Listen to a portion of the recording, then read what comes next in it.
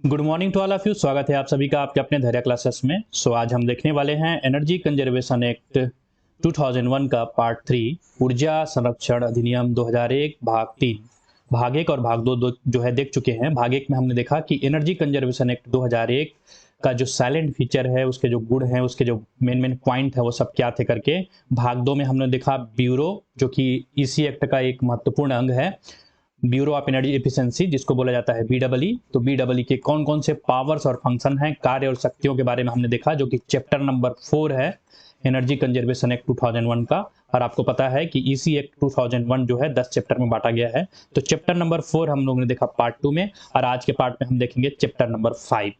आपके सिलेबस के हिसाब से अगर आप देखेंगे तो ब्यूरो का काम भी बहुत महत्वपूर्ण है। और आपका जो स्टेट गवर्नमेंट और सेंट्रल गवर्नमेंट है, वो सेंट्रल गवर्नमेंट और स्टेट गवर्नमेंट जो है, राज्य सरकार और केंद्र सरकारें हैं, उनके क्या क्या दायित्व हैं, उनकी क्या क्या शक्तियां हैं इसी एक्ट 2001 में। ओके, उसके बारे में हम देखेंगे आज। ठीक है, होपफुली आशा करता हूं क्लास बहुत अच्छा से जो है समझ में आएगा। अगर क्लास समझ में नहीं आएगा तो कमेंट बॉक्स में जरूर करें कमेंट, जो भी परेशानी है। ओके, चलिए शुरू करते हैं।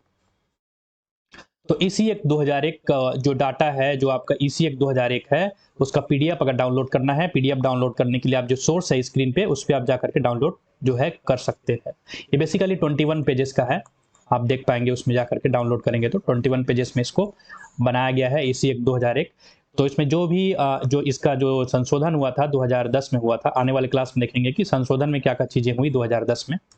तो इस संशोधन को देखेंगे कि 2010 में संशोधन हुआ तो क्या क्या चीजें संशोधित हुई, उसके बारे में भी एक लेक्चर बन जाएगा। लेक्चर वीडियो अपलोड जो है कर दिया जाएगा, अदर लाइव क्लास के माध्यम से या फिर ऑफलाइन के माध्यम से आपको देखने को मिल जाएगा। तो एनर्जी कंजर्वेशन एक्ट को फिर से फास्ट फॉरवर्ड में देखते हैं कि चैप्टर नंबर 1, 2, 3, 4 में क्या क्या है। तो the energy conservation act 2001 arrangement of sections. तो डिफरेंट डिफरेंट सेक्शंस है, इसमें देख पा रहे हैं ये सेक्शंस हैं। तो सेक्शन को कैसे अरेंज किए गए उसके बारे में देखेंगे। फर्स्ट वन है चैप्टर नंबर 1, सॉरी, उसमें है प्रिलिमिनरी। इसमें 2 सेक्शन है, इन दोनों सेक्शन में है short title, extend and commencement और डेफिनेशन। तो एनर्जी कंजर्वेशन एक्ट के लिए कौन कौन से डेफिनेशन का उपयोग किया गया है, परिभाषाएं कौन कौन सी ली गई हैं, इसको आपको चैप्टर नंबर 1 में देख सकते हैं आप। चैप्टर नंबर 2 में है ब्यूरो के बारे में, है बीडब्ल्यू के बारे में। ठीक है, इसमें जो सेक्शन है वो 3 से लेकर के 11 सेक्शन है। चैप्टर नंबर 3 जब मूव करते हैं तो इसमें हमको मिलता है transfer of assets, liabilities etcetera of energy management, that is centre of bureau. तो सेंटर ऑफ ब्यूरो में ट्रांसफर ऑफ एसेट्स क्या है, लायबिलिटीज क्या है उसकी, इत्यादि देखने को मिल जाता है अपने को सेक्शन नंबर 12 के अंतर्गत चैप्टर नंबर 3 में। चैप्टर नंबर 4 जो है वो चैप्टर नंबर 4 है powers and function of bureau. इसको हम लोगों ने देख चुका है भाग 2 में, आप जा करके देख सकते हैं। भाग 2 आप देखिए, पार्ट 2 देखिए। पार्ट 2 में इसको हमने हिंदी इंग्लिश दोनों में अच्छे से समझाने का प्रयास किया है, power and functions of bureau. Zoom करके दिखाऊं तो जूम करके देखिए, chapter number 1 preliminary, chapter number 2 bureau of energy efficiency के बारे में, चैप्टर नंबर 3 उसके transfer of assets, liabilities etcetera of energy management centre to bureau, और फोर्थ चैप्टर था power and function of bureau, जिसको हम लोग देखे हैं भाग 2 में। तो आज का जो मेन कंसंट्रेशन रहेगा वो हमारा होगा चैप्टर नंबर 5। आपके सिलेबस में दिया है कि स्टेट गवर्नमेंट और सेंट्रल गवर्नमेंट का क्या रोल है। ओके, तो आज हम मेन फोकस करेंगे चैप्टर नंबर 5 पे। So power of central government to facilitate and enforce efficient use of energy and its conservation. तो इसमें है आपका सेक्शन नंबर 14 और उसी का सब सेक्शन है 14A 14B, जिसमें ये बोल रहा है कि power of central government to enforce efficient use of energy and its conservation.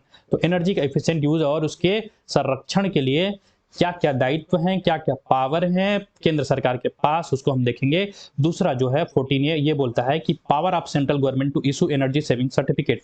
तो सेंट्रल गवर्नमेंट के पास ये पावर है कि वो एनर्जी सेविंग सर्टिफिकेट जो है डेजिग्नेटेड कंज्यूमर्स जो है, जो पर्टिकुलर बिल्डिंग है, बिल्डिंग के में जो है एफिशिएंट यूज हो रहा है एनर्जी वगैरह का, तो उसके मानदंड के आधार पर एनर्जी सेविंग सर्टिफिकेट जारी कर सकता है।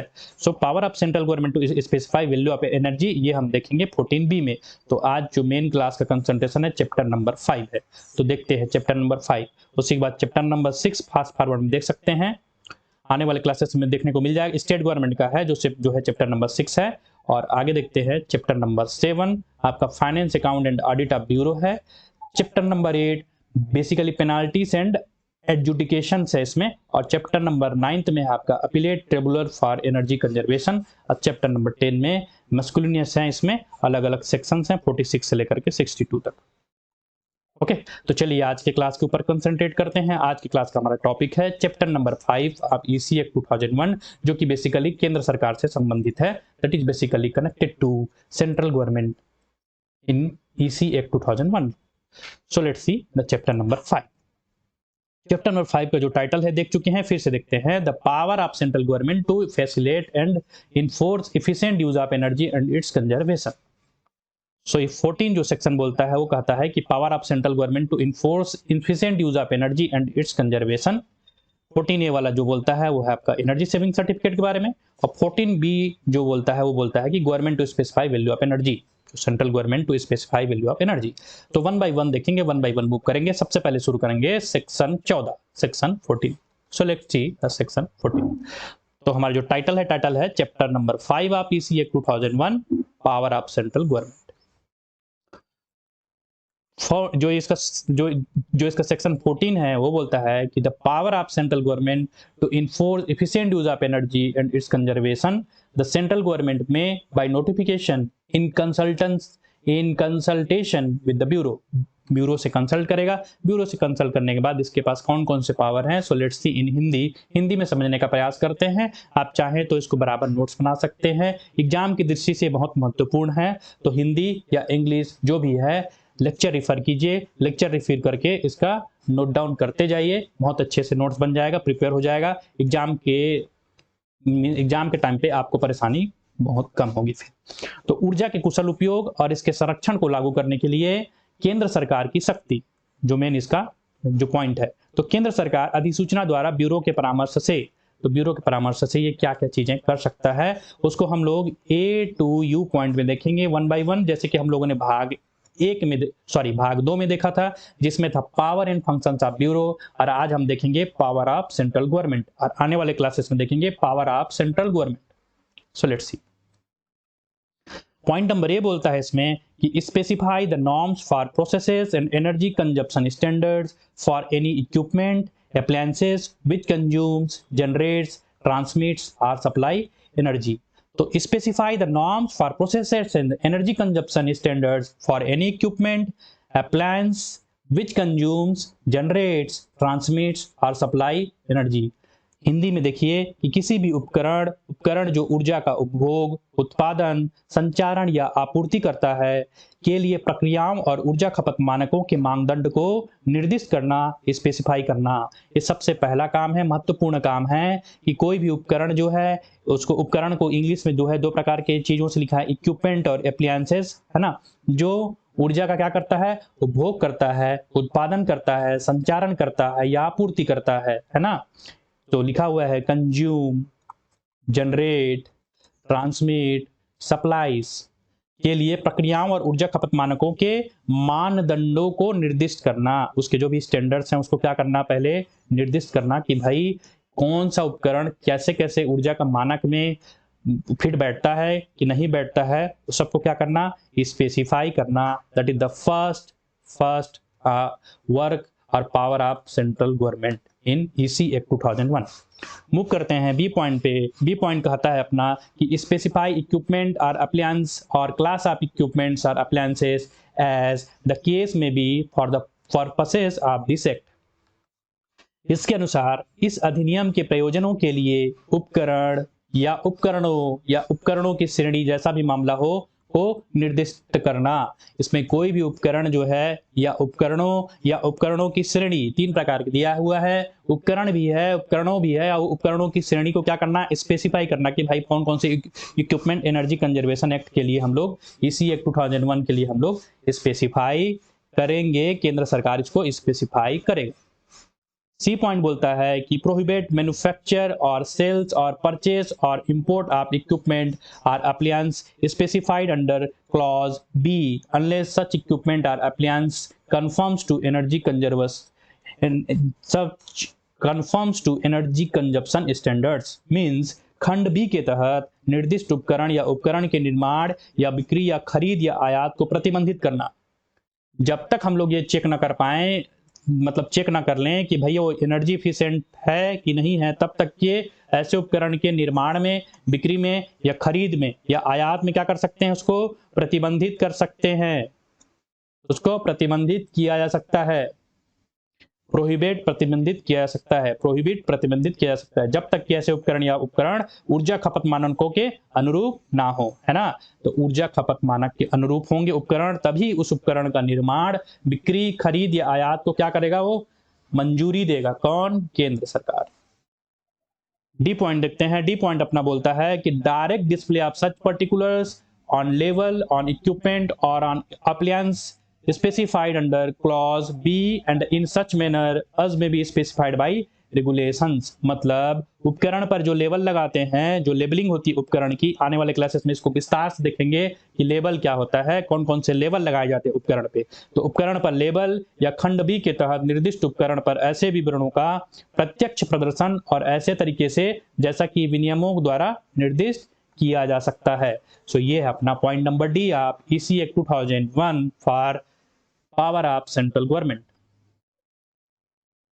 पॉइंट नंबर ई क्या बोलता है, सेंटेंस थोड़ा सा लंबा है, let's see, keep patience. So specify having regards to the intensity और quality of energy consumed and the amount of investment required for switching over to energy efficient equipments and capacity of industry to invest in it and availability of the energy efficient machinery and equipment required by the industry for the purpose of this act।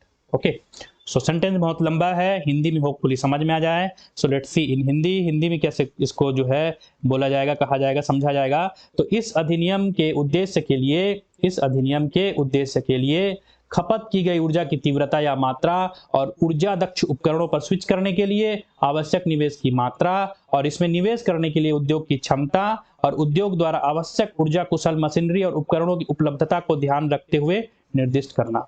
तो sentence मतलब जो है लंबा है, बोल रहा है कि खपत की गई ऊर्जा की तीव्रता या मात्रा और ऊर्जा दक्ष उपकरणों पर स्विच करने के लिए, ठीक है, चेंज करने के लिए आवश्यक निवेश की मात्रा और इसमें निवेश करने के लिए उद्योग की क्षमता, इंडस्ट्री की कैपेसिटी को भी देखा जाएगा, और उद्योग द्वारा आवश्यक ऊर्जा कुशल मशीनरी और उपकरणों की उपलब्धता की, मतलब उसके पास ऊर्जा कुशल मशीनरी है कि नहीं, उपकरण है कि नहीं, इसको भी ध्यान रखा जाएगा कि भाई इंडस्ट्रीज के पास ऊर्जा कुशल मशीनरी है कि नहीं, इक्विपमेंट है कि नहीं, इक्विपमेंट की अवेलेबिलिटी है कि नहीं, वो सबको ध्यान में रखते हुए क्या करना, स्पेसिफाई करना, निर्दिष्ट करना। ये अपना है point number E, power of central government. Point number F क्या बोल रहा है कि alter the list of energy intensive industries specified in the जो है शेड्यूल। तो अनुसूची में जो भी निर्दिष्ट ऊर्जा गहन उद्योगों की सूची है उसको क्या कर सकता है, चेंज भी कर सकता है, उसको परिवर्तित भी कर सकता है। कोई इंडस्ट्री नया आया है, कोई इंडस्ट्री नया उस लिस्ट में शामिल भी कर सकता है या हटाया भी जा सकता है। तो सूची में परिवर्तन भी हो सकता है कि भाई पर्टिकुलर इंडस्ट्री के पास एनर्जी इफिशिएंट जो है उपकरण है कि नहीं, इसके ऊपर नजर बनी रहती है केंद्र सरकार की। सो जी पॉइंट बोल रहा है कि establish and prescribe such energy consumption norms and standard for designated consumers as it may be considered necessary। तो इसके लिए क्या शर्त है, तो कंडीशन क्या है, तो कंडीशन ये है कि that provided that the central government may prescribe different norms and standard for different designated consumers having regard to such factor as may be prescribed। इसका मतलब है कि नामित उपभोक्ता जो अपने पास डेजिग्नेटेड कंज्यूमर्स हैं, अगर डेजिग्नेटेड कंज्यूमर्स के बारे में नहीं जानते हैं तो भाग 1 देख लें, आप एक बार सीक्वेंस में पढ़ते जाएं तो आपको चीजें क्लियर होती जाएंगी। भाग 1 में पूरा परिभाषित किया गया है जो इस एक्ट में यूज हो रहा है टर्मिनोलॉजी, बिल्डिंग है, नामित उपभोक्ता है, इनका एनर्जी सेविंग सर्टिफिकेट है। तो आप एक सीक्वेंस में देखें तभी आपको चीजें समझ में आएंगी, इसलिए उसको स्पेसिफाई कर दिया गया है भाग 1, भाग 2, भाग 3। तो आज ये है भाग 3। तो भाग 1, भाग 2 जो है कंप्लीट कर लें, देन भाग 3 में जाएं तो सीक्वेंस में समझ में आएगी चीजें। तो नामिक उपभोक्ताओं के लिए ऐसे ऊर्जा खपत मानदंड और मानकों को स्थापित करना और निर्धारित करना जो आवश्यक मतलब समझें या जो आवश्यक हो, बट इसके लिए शर्त है, क्या शर्त है, बशर्ते कि केंद्र सरकार विभिन्न नामित उपभोक्ताओं के लिए ऐसे कारकों को ध्यान रखते हुए विभिन्न मानदंड और मानक निर्धारित कर सकती है जो कि निर्धारित किए जा सकते हैं। तो जो अपने डेजिग्नेटेड जो अपने कंज्यूमर्स हैं उनके लिए ऊर्जा खपत मानदंड और मानकों को क्या करेगा, स्थापित करेगा और निर्धारित करेगा जो आवश्यक समझें, बशर्ते कि केंद्र सरकार विभिन्न नामित उपभोक्ताओं के लिए ऐसे कारकों को ध्यान रखते हुए विभिन्न मानदंड, डिफरेंट स्टैंडर्ड और मानक भी निर्धारित कर सकती है। है ना। मापदंड भी निर्धारित कर सकती है और मानक भी निर्धारित कर सकती है। नॉर्म्स एंड स्टैंडर्ड्स, नॉर्म्स का मतलब होता है मानदंड और स्टैंडर्ड का मतलब, नॉर्म का मतलब मानदंड और स्टैंडर्ड का मतलब मानक, ओके, जो निर्धारित किए जा सकते हैं। So this is all about designated consumers. आगे देखते हैं पॉइंट नंबर एच क्या बोलता है। पॉइंट नंबर एट बोलता है, फिर से लंबा है ये sentence, direct having regard to quantity of energy consumed or the norms and standards of energy consumption specified under clause A, the energy intensive industry is specified in the schedule to get energy audit conducted by an accredited energy auditor in such manner and intervals of time as may be specified by regulation। This is all about the energy intensive जो industries हम लोग देखा था कि भाई energy जो industries हैं उस इंडस्ट्री में ऊर्जा एफिशिएंट, जो एनर्जी एफिशिएंट मानक के साथ साथ उपकरण है कि नहीं है, तो उसके अंतर्गत बोल रहा है कि प्रत्यक्ष ऊर्जा की खपत की मात्रा या खंड ए के तहत निर्दिष्ट ऊर्जा खपत के मानकों और मानकों के संबंध में एक मान्यता प्राप्त ऊर्जा लेखा परीक्षक द्वारा इस तरह से और समय के अंतराल में ऊर्जा लेखा परीक्षा प्राप्त करने के लिए, इसको परीक्षा बोल सकते हैं या फिर परीक्षण भी बोल सकते हैं, तो ऊर्जा लेखा परीक्षण होता है, टेस्टिंग होता है, तो प्राप्त करने के लिए अनुसूची में निर्दिष्ट ऊर्जा गहन उद्योगों विनियमों द्वारा निर्दिष्ट किया जा सकता है। तो इसमें सीक्वेंसिंग में है, सबसे पहले डेजिग्नेटेड कंज्यूमर देखा हमने एच के पहले जी में, और एच में बोल रहा है एनर्जी ऑडिटर के बारे में। तो जो ऊर्जा लेखा जो मीन्स क्या बोलते हैं परीक्षक है, वो परीक्षण करेगा एक पर्टिकुलर समय अंतराल में और प्राप्त करने के लिए अनुसूची में निर्दिष्ट ऊर्जा गहन उद्योग विनियमों द्वारा निर्दिष्ट किया जा सकता है। किसके द्वारा? सेंट्रल गवर्नमेंट के द्वारा। पॉइंट नंबर आई बोलता है कि direct if considered necessary for efficient use of energy and its conservation any designated consumers to get energy audit that is conducted by an accredited energy auditor. फिर से energy auditor से संबंधित ये वाला word है। इस वर्डिंग में ये बोल रहा है कि प्रत्यक्ष यदि ऊर्जा के कुशल उपयोग और इसके संरक्षण के लिए आवश्यक समझा जाता है, यदि ऊर्जा कुशल उपयोग और इसके संरक्षण के लिए आवश्यक समझा जाता है, तो किसी भी नामित उपभोक्ता को एक मान्यता प्राप्त ऊर्जा लेखा परीक्षक द्वारा ऊर्जा लेखा परीक्षण प्राप्त करवाना। ओके, तो किसी भी नामित उपभोक्ता जो है डेजिग्नेटेड जो अपना कंज्यूमर हैं, जो डेजिग्नेटेड कंज्यूमर हैं, उनको मान्यता प्राप्त ऊर्जा लेखा परीक्षक द्वारा ऊर्जा लेखा परीक्षण प्राप्त करवाना, that is given energy audit. तो एनर्जी ऑडिट कंडक्शन क्या है? एक परीक्षण होता है। तो जो भी अपना डेजिग्नेटेड कंज्यूमर्स रहेगा वो ऊर्जा लेखा परीक्षक के द्वारा ऊर्जा लेखा परीक्षण क्या करेंगे? प्राप्त करेंगे। होपफुली समझ में आ रहा है। जे पॉइंट जो है वो जे पॉइंट बोल रहा है कि specify the matters to be included for the purposes of infections under sub section 2 of section 14 section 17 sorry. तो इसमें बोल रहा है कि धारा 17 की उपधारा 2 जो धारा 17 है उसका जो उपधारा है 2 के तहत निरीक्षण के प्रयोजनों में शामिल किए जाने वाले मामलों को स्पेसिफाई करना, निर्दिष्ट करना। तो जो सेक्शन 17 है उसकी उपधारा 2 के तहत निरीक्षण के प्रयोजनों के लिए शामिल किए जाने वाले मामलों को निर्दिष्ट करना। पॉइंट नंबर के बोलता है कि direct any designated consumers to furnish to the designated agency in such form and manner and within such period as may be prescribed the information with regard to the energy consumed and action that is taken on the recommendation of the accredited energy auditor। इस point का मतलब है कि किसी भी नामित उपभोक्ता को निर्दिष्ट एजेंसी को इस तरह के रूप और तरीके से और ऐसी अवधि के भीतर जो निर्धारित की जा सकती है खपत की गई ऊर्जा और मान्यता प्राप्त ऊर्जा लेखा परीक्षण की सिफारिश पर की गई कार्यवाही के संबंध में जानकारी प्रस्तुत करने के लिए निर्देशित करना। तो जो भी ऊर्जा का खपत हुआ है, खपत की गई ऊर्जा और मान्यता प्राप्त ऊर्जा लेखा परीक्षक जो एनर्जी ऑडिटर हैं, उनके सिफारिश पर कार्यवाही के संबंध में क्या करेंगे? जानकारी प्रस्तुत करने के लिए क्या करेंगे? उसको निर्देश देंगे, उसको इंस्ट्रक्शन देंगे, है ना। आगे देखिए जो एल पॉइंट है, वंस अगेन इसमें कुछ जो पॉइंट है टिपिकल पॉइंट हैं, इसको आप रिड्यूस करके अपने वे में अपने लैंग्वेज में भी मतलब लिख सकते हैं। बट ये जो भी आपको टर्म्स देखने को मिल रहे हैं, जो भी पॉइंट्स देखने को मिल रहे हैं, ये स्टैंडर्ड ईसी एक्ट 2001 में है, इसमें कोई मैनिपुलेशन नहीं है। आप अपने तरीके से चीजों को समझ के उसको छोटा बड़ा लिख सकते हैं, कर सकते हैं, है ना। तो direct any designated, but meaning change नहीं होना चाहिए, direct any designated consumers to designate और अपॉइंट एनर्जी मैनेजर ये नया पॉइंट आया, नया इसमें जो पॉइंट जुड़ा है वो एनर्जी मैनेजर के बारे में है। In charge of activities for efficient use of energy and its conservation and submit A report in the form and manner as may be prescribed on the status of energy consumption at the end of every financial year to designated agency। तो agencies को हर financial year में, every financial year में क्या करना पड़ता है, report प्रस्तुत करना पड़ता है। किसके द्वारा? Energy manager, energy auditor. So किसी भी नामित उपभोक्ता को ऊर्जा कुशल उपयोग और उसके संरक्षण के लिए गतिविधियों के प्रभारी ऊर्जा प्रबंधक को नामित या नियुक्त करने का निर्देश देना और प्रत्येक वित्तीय वर्ष के अंत में ऊर्जा खपत की स्थिति पर निर्धारित रूप और तरीके से नामित एजेंसी को रिपोर्ट प्रस्तुत करना। ओके,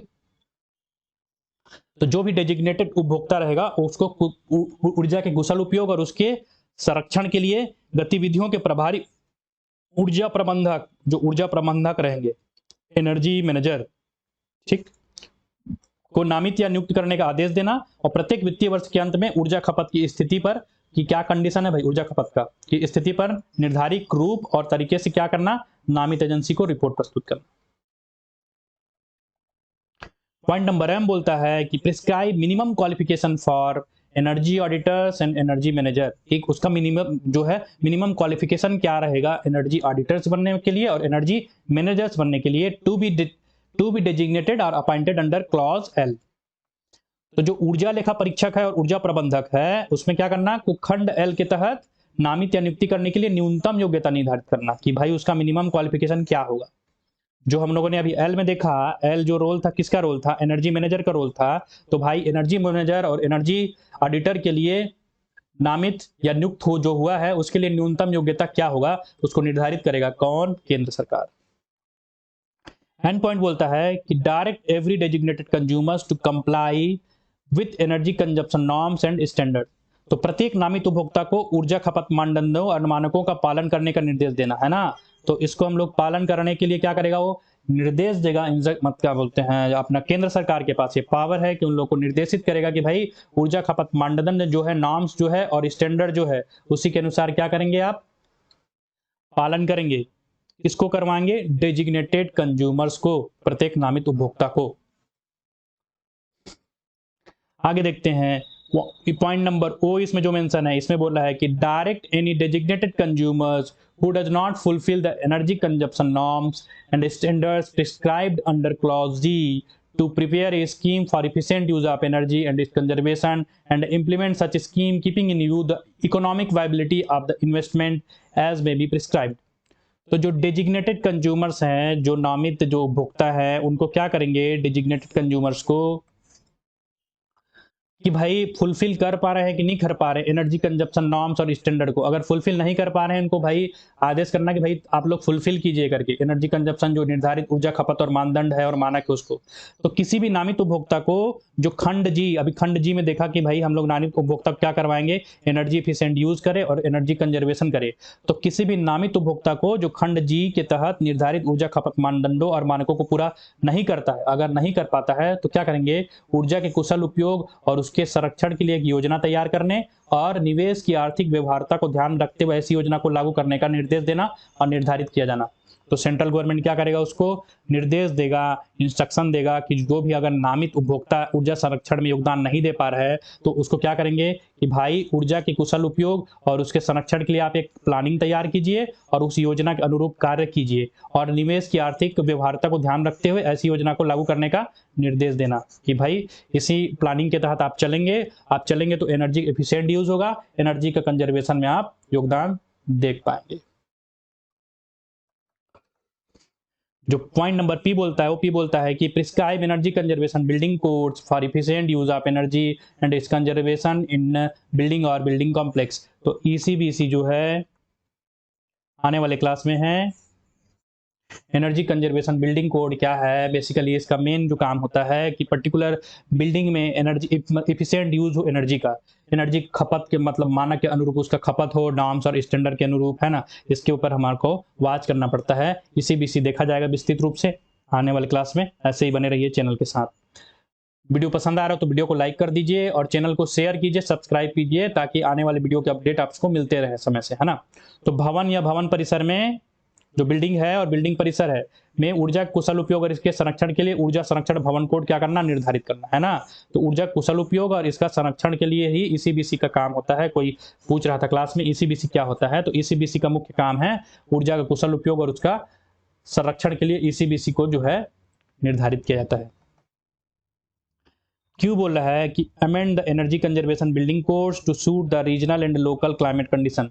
तो जो वहाँ का लोकल कंडीशन है, जो भवन है अगर किसी क्षेत्र में है और उसके लोकल कंडीशन के हिसाब से उसका क्या करना, एनर्जी कंजप्शन स्टैंडर्ड्स को चेंज भी कर सकता है। तो क्षेत्रीय और स्थानीय जलवायु परिस्थिति के अनुरूप ऊर्जा संरक्षण भवन संहिताओं में परिवर्तन भी किया जा सकता है, चेंज भी किया जा सकता है ना। तो एनर्जी कंजर्वेशन बिल्डिंग कोड्स को क्या कर सकते हैं, परिवर्तित भी कर सकते हैं, किसके अनुरूप, suit the regional and local climate condition. तो क्षेत्रीय और स्थानीय जलवायु परिस्थितियों के अनुसार ईसीबीसी में संशोधन भी किया जा सकता है। आर पॉइंट क्या बोलता है, इसका आर पॉइंट है कि डायरेक्ट एवरी ऑनर और ऑक्यूपायर ऑफ द बिल्डिंग और building complex being a designated consumer to comply with the provisions of energy conservation building codes for efficient use of energy and its conservation। तो ये बोलता है कि ऊर्जा के कुशल उपयोग और उसके संरक्षण के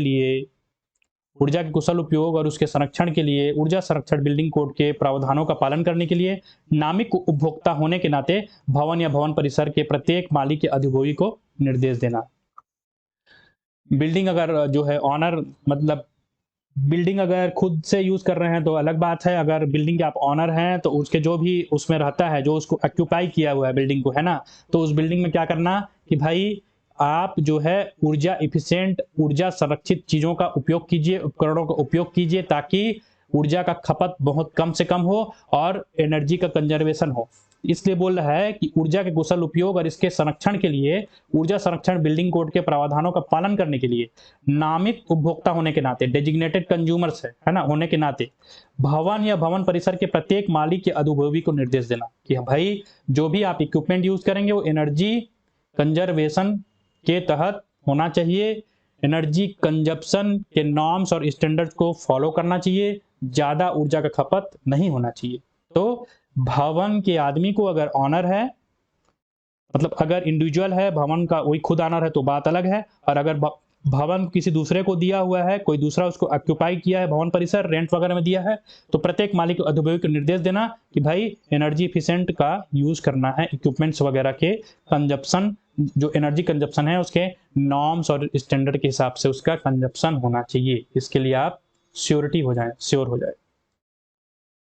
केंद्र सरकार का पावर देख रहे हैं हम लोग, वन जो है लाइन लाइन। एस पॉइंट है direct any designated consumer referred to in clause R if considered necessary for efficient use of energy and its conservation in his building to get energy audit conducted in respect of such building by an accredited energy auditor in such manner and intervals of time as may be specified by regulation। So let's see once again, direct any designated consumers referred to in clause R if considered necessary for efficient use of energy and its conservation in his building to get energy audit conducted in respect of such building by an accredited energy auditor in such manner and intervals of time as may be specified by regulation। means अपने भवन में ऊर्जा के कुशल उपयोग और इसके संरक्षण के लिए खंड आर में निर्दिष्ट, अभी हम लोगों ने देखा आर में ये देखा कि भाई जो भी बिल्डिंग रहेगा, जो भी बिल्डिंग का खुद का ऑनर रहेगा या रेंट में दिया रहेगा या बिल्डिंग कोई दूसरा ऑक्यूपाई कर रहा होगा, तो उसको हम क्या करेंगे, निर्देशित करेंगे। उसी को फिर से इसने मेंशन किया है इन्होंने कि अपने भवन में ऊर्जा के कुशल उपयोग और इसके संरक्षण के लिए खंड आर में निर्दिष्ट किसी भी नामित उपभोक्ता को प्रत्यक्ष एक मान्यता प्राप्त ऊर्जा लेखा परीक्षक द्वारा इस तरह के तरीके और समय के अंतराल में इस तरह के भवन के संबंध में ऊर्जा लेखा परीक्षण आयोजित करने के लिए जैसा कि विनियमों द्वारा निर्दिष्ट किया जा सकता है। तो एनर्जी ऑडिटर से हम लोग संपर्क स्थापित करेंगे, एनर्जी ऑडिटर आएगा और समय के अंतराल में किसी भी टाइम पर आकर के मान्यता प्राप्त ऊर्जा परीक्षक के द्वारा इसको परीक्षण किया जाएगा कि हाँ भाई यहाँ पे ये सब चीजें हैं कि नहीं, energy efficient, energy consumption norms और स्टैंडर्ड्स फॉलो किए जा रहे हैं कि नहीं किए जा रहे हैं। ये सब किसके संबंध में, बिल्डिंग के संबंध में। अगर देखा जाए तो ये जो जितने पॉइंट हैं वो पॉइंट एक दूसरे से इंटरलिंक्ड हैं, आप लोग देख रहे हैं। ए से लेकर के हम लोग एस तक आ गए, तो धीरे धीरे करके पहले हम लोगों ने इसके नॉर्मल जो है शक्तियाँ देखा, फिर एनर्जी ऑडिटर आया, फिर एनर्जी मैनेजर आया, फिर बिल्डिंग आया, फिर बिल्डिंग का जो ऑनर है वो आया, फिर बिल्डिंग के ऑनर के बाद बिल्डिंग का परीक्षण आया, ये आया। तो अगर आप एक पूरा सीक्वेंसिंग बना के चलेंगे, सीक्वेंसिंग बना के इसको मेमोराइज करेंगे तो बहुत ईजी हो जाएगा। अभी मे भी कॉम्प्लिकेटेड लग रहा होगा, स्टार्टिंग में कॉम्प्लिकेटेड लगती हैं चीज़ें, है ना। तो रिविजन मैक्स डिवीजन बोलते हैं, इसलिए एक लाइन जो है रिविजन मैक्स जो है डिवीजन, तो रिवीजन करते जाएंगे तो डिवीजन आएगा। उसी टाइप का आपका जो फर्निश है, एक बार, दो बार, तीन बार पढ़ेंगे, लिखेंगे और आपस में डिस्कस करेंगे फ्रेंड्स के साथ, तो सब चीज़ें नॉर्मल हो जाएंगी। ठीक है, ये टॉपिक थोड़ा सा हट के होगा बाकी ब्रांचेस के लिए जैसे है ना। मेनली इलेक्ट्रिकल ब्रांच का मतलब कोर अगर बोला जाए तो एनर्जी कंजर्वेशन इलेक्ट्रिकल ब्रांच का है, तो बाकी ब्रांचेस में भी है ये ऊर्जा संरक्षण के बारे में। सभी ब्रांचेस के स्टूडेंट्स को जानना समझना बहुत जरूरी है, जो कि एक अच्छी बात है, एक अच्छा सब्जेक्ट लाया गया है ना। तो बोरियत महसूस ना करें, जो भी चीज़ें हैं उस चीज़ों को अपने फ्रेंड्स के साथ डिस्कस करें, फैमिली मेंबर को भी बताएं, सबको जानना समझना बहुत जरूरी है, बहुत ही महत्वपूर्ण सब्जेक्ट है ये। टी पॉइंट देखते हैं। टी पॉइंट बोल रहा है कि take all measures necessary to create awareness and disseminate information for efficient use of energy and its conservation. तो ऊर्जा के कुशल उपयोग और इसके संरक्षण के लिए जागरूकता पैदा करने और सूचना का प्रसार करने के लिए सभी आवश्यक उपाय करना, है ना। तो ऊर्जा का कुशल उपयोग और इसके जो है संरक्षण के लिए जागरूकता पैदा करने के लिए, है ना, इसमें जागरूकता होना चाहिए, अवेयरनेस होना चाहिए पैदा करने के लिए, और सूचना का प्रसार होना चाहिए, सभी आवश्यक उपाय करना। कौन करेगा? Central government. किसका ऊपर कंसंट्रेशन है? Central government. तो बोरियत महसूस ना करें, चीज़ों को लिंक करके पढ़ें, बहुत अच्छे से, बहुत आसानी से समझ में आ जाएगा, है ना। तो मतलब कुछ चीज़ें इधर उधर हो सकती हैं, मे भी आपको ये ना आए करके, लेकिन क्या है कि ए से लेकर के पॉइंट जैसे ही आते जाएंगे टी तक, तो आपको ऐसे लिंक दिखता जाएगा। अगर देखने की कोशिश करेंगे तो लिंक दिखता जाएगा, सब इंटरकनेक्टेड है। इसके बाद ये, इसके बाद ये, इसके बाद ये, इसके बाद ये। अगर याद नहीं आ पाता है तो टी एस भी मतलब मिक्सअप कर सकते हैं कि भाई पावर क्या है सेंट्रल गवर्नमेंट का, जो मतलब जरूरी नहीं है कि ए से लेकर के टी तक आप उसी सीक्वेंस में आ करके, सीक्वेंस इधर उधर भी हो सकता है, कई चीज़ें याद भी नहीं रह सकती हैं, ये भी हो सकता है, जो एक प्रॉब्लम है ना। तो मिक्सअप कर भी सकते हैं उस हिसाब से, जैसा आपको याद है मेमोराइज करने, बट बेहतर ये होगा कि सीक्वेंस में याद करने की कोशिश करें, है ना। तो सीक्वेंसिंग में रहेगा तो आपको समझ में आएगा कि सबसे पहले ये था बी में, मतलब ए में ये था, फिर बी में ये, सी में ये, डी में E F G H I, like that. U point बोल रहा है कि arrange and organise training of personnels and specialist in the techniques for efficient use of energy and its conservation. तो ऊर्जा के कुशल उपयोग और इसके संरक्षण के लिए तकनीकों में कर्मियों और विशेषज्ञों के प्रशिक्षण की व्यवस्था और आयोजन कराना। चूंकि पता है कि नए नए इंस्ट्रूमेंट्स आ रहे हैं, नए नए अप्लायंसेस आ रहे हैं घर वगैरह में, तो उनका ट्रेनिंग देना पड़ता है, और ट्रेनिंग के हिसाब से भाई ऊर्जा का जो मीन्स ऊर्जा कंजप्शन का नॉर्म्स है, जो स्टैंडर्ड है, उसको भी फॉलो करना है। फॉलो के अनुरूप उसका जो है हम लोग देखा कि उसका क्रय विक्रय आयात वायात नहीं कर सकते करके, जब तक कि वो एनर्जी कंजप्शन नॉर्म्स और स्टैंडर्ड को फॉलो ना करे करके। तो नई नई चीज़ें आएंगी, नए नए तकनीक आएंगे, तो उसके हिसाब से उसको ट्रेनिंग देना पड़ेगा। तो ऊर्जा के कुशल उपयोग और इसके संरक्षण के लिए तकनीकों में कर्मियों और विशेषज्ञों के प्रशिक्षण की व्यवस्था और आयोजन कराना। वी पॉइंट बोल रहा है कि take steps to encourage preferential treatment for use of energy efficient equipment और अप्लायंसेस। बहुत महत्वपूर्ण पॉइंट। ऊर्जा दक्ष उपकरणों या उपकरणों उपयोग के लिए अधिमान्य उपचार को प्रोत्साहित करने के लिए कदम उठाना। तो अधिमान्य मतलब प्रिफरेबल बोल सकते हैं, या बेहतर बोल सकते हैं, बेहतर उपचार। कौन कौन सी चीजें बेहतर हो सकती है हमसे, ना। तो अलग अलग वर्जन है, गुड, बेटर, बेस्ट। तो यहाँ मैं फिलॉसफी एक थोड़ा सा दे दे रहा हूँ, ठीक। Don't satisfied with good, best is inside you. Don't forget best is inside you, और we can say best is inside us. Okay, तो बेहतर है, तो बेहतर उपचार लिखा हुआ, अधिमान्य उपचार, बेहतर उपचार। ओके, तो अच्छे से सेटिस्फाइड मत हो जाइए, बेस्ट भी अवेलेबल है, बेस्ट भी अवेलेबल है, best is inside us. Okay, don't satisfied with good. So इसलिए बोल रहा है इसमें कि ऊर्जा दक्ष उपकरणों या उपकरणों के उपयोग के लिए अधिमान्य उपचार को प्रोत्साहित करने के लिए कदम उठाना, स्टेप्स उठाना उसके लिए, अधिमान्य उपचार, बेहतर उपचार के लिए, जो भी प्रेफरेबल उपचार है उसको, है ना। देखते हैं ये सेक्शन नंबर 14 है, वो सब सेक्शन जो है 14 का था, सेक्शन 14A। चूंकि इसमें 3 सेक्शन है, section number 14, section number 14A और section number 14B। Section 14, section 14A, section 14B। तो ये क्या बोलता है कि power of central government to issue energy saving certificate. इसके अंतर्गत पहला पॉइंट बोल रहा है कि the central government may issue the energy saving certificate to the designated consumers whose energy consumption is less than the prescribed norms and standards, जिसका energy consumption क्या है, कम है। किससे कम है? जो कि स्टैंडर्ड नॉर्म और जो कि मतलब प्रिस्क्राइब नॉर्म और स्टैंडर्ड है उससे कम है, in accordance with the procedure as may be prescribed. तो हिंदी में समझते हैं। हिंदी में बोला है कि केंद्र सरकार उन नामित उपभोक्ताओं को ऊर्जा बचत प्रमाण पत्र जारी कर सकती है जिनकी ऊर्जा खपत निर्धारित मानदंडों और मानकों से कम है, जैसा कि निर्धारित प्रक्रिया के अनुसार किया जा सकता है। बहुत महत्वपूर्ण पॉइंट याद तो रहेगा इसमें कि एनर्जी सेविंग सर्टिफिकेट किसको जारी किया जाता है, तो उस ऊर्जा खपत मतलब उस नामित उपभोक्ता को जारी कर सकते हैं जिनकी ऊर्जा खपत निर्धारित मानदंडों और मानकों से जो है कम है। ठीक है, ओके। इसी का दूसरा पॉइंट देखते हैं। 14A का दूसरा पॉइंट बोलता है कि the designated consumers whose energy consumption is more than the prescribed norms and standards shall be entitled to purchase the energy saving certificate to comply with the prescribed norms and standards.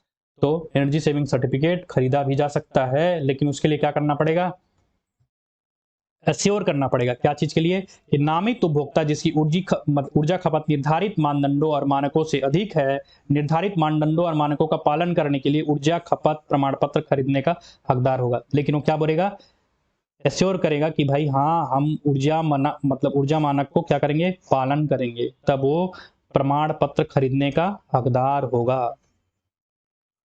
Okay, but निर्धारित मानदंडों और मानकों का पालन करने के लिए ऊर्जा खपत का प्रमाण पत्र दिया जाएगा कि हाँ भाई हम फॉलो करेंगे।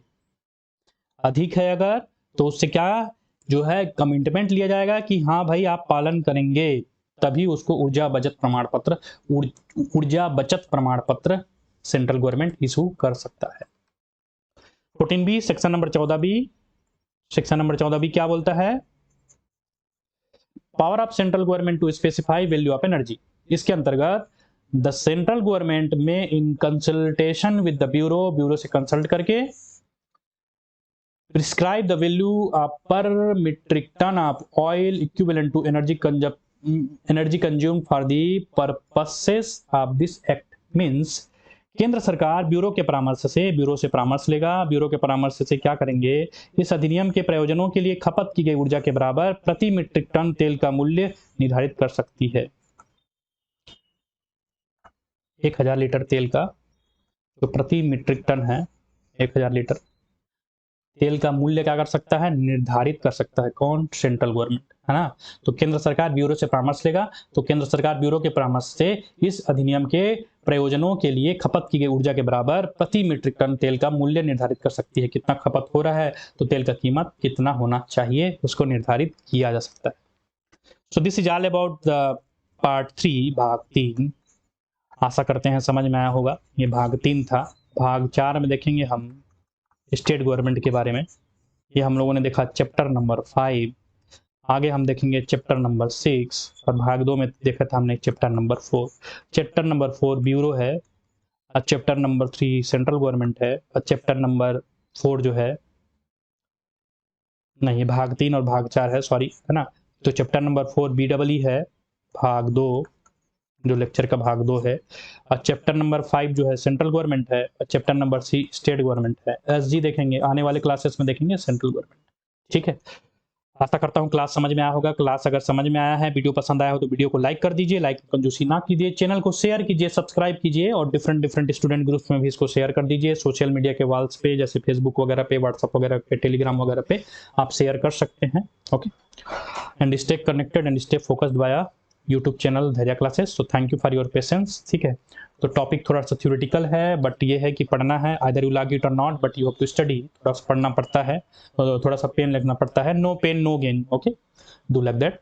ठीक, तो happy learning, stay focused and connected via YouTube channel Dhairya classes. Subscribe this channel for more updates. Channel को शेयर कीजिए अपने दोस्तों में। So coming soon next lecture बहुत जल्दी लेके आ रहे हैं। The show must go on picture अभी बाकी है।